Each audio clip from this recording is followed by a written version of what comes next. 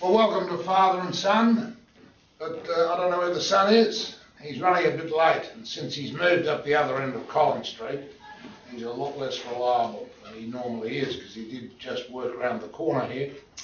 Well, I want to start off with the football. Melbourne got beaten by 31 goals last weekend by Geelong, 20 goals to 1 at half time. It's one of the worst performances of all time, and it's cost the Melbourne coach his job. A lot of rumours about the chief executive and the football operations manager. Very difficult job this is for Jimmy Steins, given his state of health. Anyway, they look as though they're in disarray. And that's the second team. Adelaide sacked their coach a week before. So that's two that aren't going to last the season. It's looking very exciting. There's 4 or 5 rounds to go. 5 if you don't have a bye. Carlton's got a bye with 4.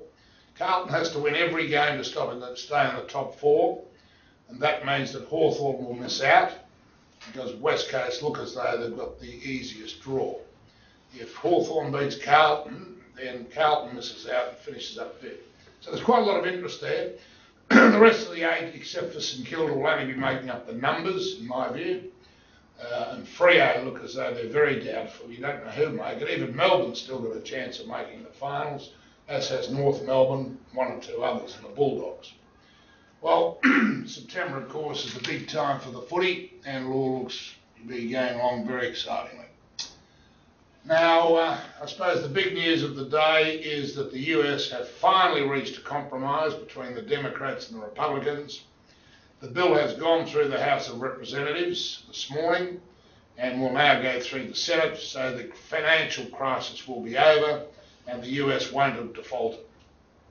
There's still some concerns because they're only saving, the promised savings of $2.25 trillion, which is hard to get your mind around.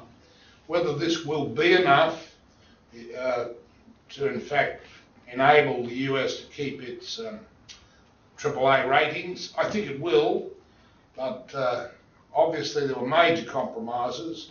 The Republicans wanted much greater cuts in spending, and the Democrats wanted some tax increases for the wealthy. Neither of these have been approved, but they are going to have an ongoing congressional committee which will continue to look for ways to save money and to get the US's financial health back in better shape.